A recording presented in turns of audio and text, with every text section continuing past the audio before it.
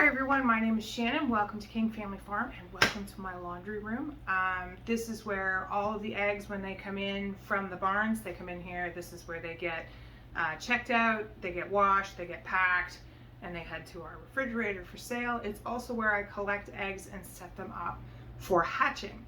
So I've been collecting eggs for about a week out of our Easter egger barn, and I'm going to do a test hatch, and I'm super excited. So I thought I would take you along with me while I'm doing that. So first I'm going to show you the equipment we're using. It's real simple. We don't have anything fancy here. This is a Hova-Bator, and it's a model 1602N, and it's all manual. I'm not a big fan of digital. What we did get for it, and I really like, because I have a short memory, is we did get the automatic turner for it. So this has an automatic turner in it, and it gets plugged in, and this turns the eggs every day like a hen would turn the eggs, so that they get evenly heated and incubated. So essentially we spent the last week collecting eggs, and what we're looking for when we're collecting eggs, and this is some of the eggs that I've been collecting. We want relatively clean. You don't want really dirty eggs, because this incubator is going to heat up to it's going to be like 100 degrees, 99.8, and that just breeds bacteria. And that bacteria can get through the shell and lower your success rates. So we want to make sure that they're as clean as we can get them. So you try and pick them when it's not super warm out. When you're getting into the spring, when it's warm, the hens tend to have really muddy feet, and they take that into the nest box with them. And so you end up with really dirty eggs, and they just don't hatch as well. So we're mostly going to hatch some blue and green eggs today. Some of the other things that you're looking for is you want them to be fairly uniform in size. Like this is just, it looks like an egg, right? But we have some, see the difference? It's kind of this weird oblong, long and narrow shape, and a chick is going to have a harder time developing in that, and it may not even be able to kick out of that and hatch.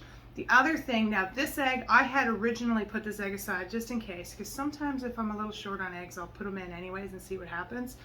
But this one's been sitting, and what you can see now, see if I can get it, I'll get it out of the camera and see if it'll show you. See the crack in the egg?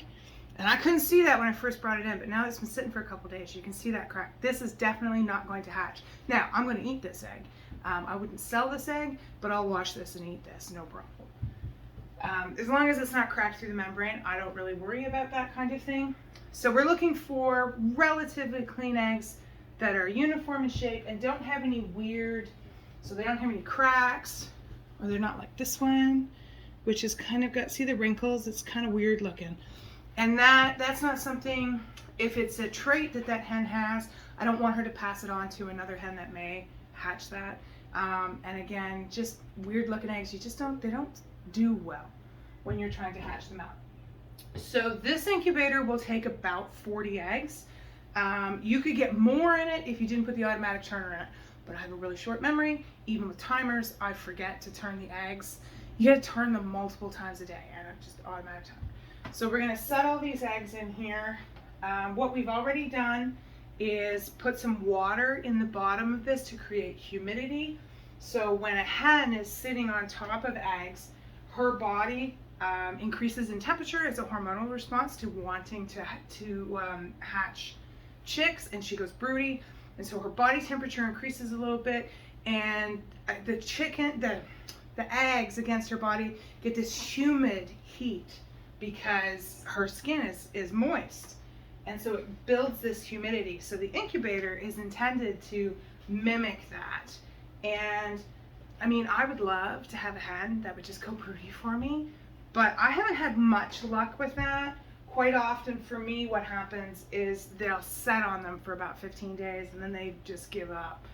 I've tried with my turkeys, and they got about halfway through, and then every day there was like an egg missing, and I think what was happening is they were bumping the eggs together, and they would break it, and then chickens and turkeys are kind of gross, and they were eating the egg because there was just no evidence of the egg, other than like some mess on the hen's face. So now I do have a couple of brown eggs I'm going to set, because I really enjoy the color of this. It's got some nice spots on it. So this comes from a hen that has 2 brown egg laying genes, and the rooster that is covering all my hens in that particular barn is a Wheaten Americana. So he has 2 blue egg laying genes. And so what happens is, I don't know if you remember being in biology and you made those little grids to figure out, you know, if you had a parent with blue eyes and a parent with brown eyes, what the options were, the possibilities of getting a child with different colored eyes based on the genes. So you can kind of do that with eggs. So the idea is that this egg, when it hatches, and we hope it's a hen, will have 1 brown gene and 1 blue gene, and hopefully we get a green egg out of it, like a really nice olive egg. But we won't know until she lays in August. These are heritage breeds, so they tend to take a little bit longer to lay.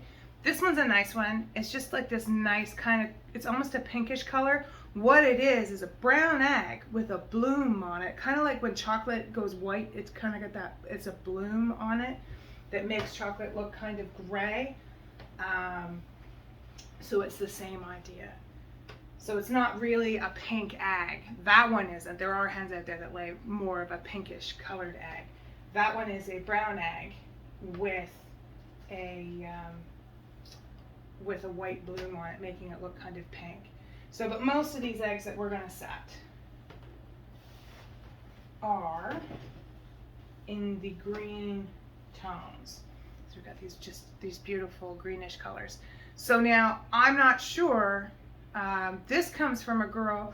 She's a Rhode Island Red over Blue Azure. Both of those, the Rhode Island Red is more of a heritage breed. The Blue Azure is a commercial hen, and she gives me this nice green egg. And I'm not really sure what I'm going to get for an egg from, if this is a hen, because the rooster that's covering that girl has 2 blue genes. So we're not really sure what we're going to get, but it's always kind of fun to find out.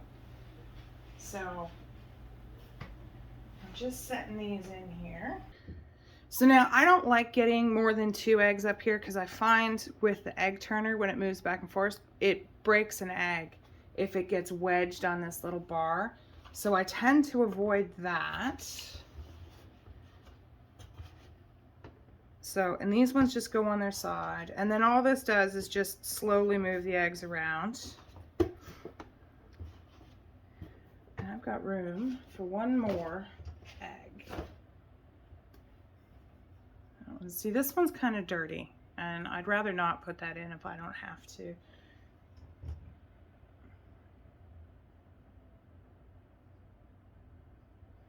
And then this one, I was going to put this one in, but you can see there's a crack in that one. I think this one looks all right. We'll put that one in. All right, so we've got a full run of eggs in here.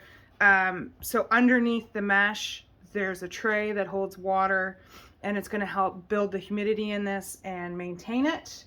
And the other thing we're going to put in, because there's really no way for me to check the temperature without putting a thermometer in it, because this is not a digital one. So I put one of these in here, and I'm just going to stick it right there. They're going to move around, that's going to drop in, and I don't have a problem with that. I've never had an issue with it. So what we're looking for is about 50 to 60% humidity, and you want 99 to 100 degrees, and we try and maintain that. So I get really fussy looking at this multiple times a day until I'm convinced that it's holding temperature. So what we do is we put this on. I'm probably going to bump the camera here, guys, sorry. And then we're going to plug this in and turn the thermostat until we get a temperature we're happy with, and then we're just going to leave it.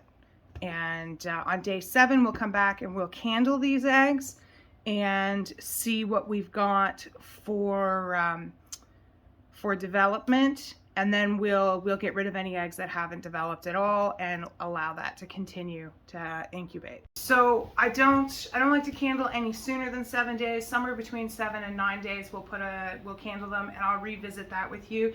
If you're curious what that looks like, I have another video from last year about candling eggs, and you can see ahead of time what you might be looking for. If you've already started an incubation and you're getting closer to it than I am at this point. You want to get rid of any eggs that haven't started developing, because what happens is with the heat they may get rotten, and rotten eggs have a tendency to explode, and then you lose your whole hatch. So you want to get rid of any extra eggs that are not developing, or that have blood spots that have started to develop and then just died. You want to get rid of them. And then we're going to candle again on day 18 and turn off the turner and wait for some chicks. So thanks for joining me today. I hope you give incubating some eggs a try if you want to do that. And it's easier than you think it is, and it's a great way to expand your flock. So we'll show you what these look like further down the road. Thanks for joining us today. Don't forget to like, subscribe, and share, and we'll see you here next time on the farm.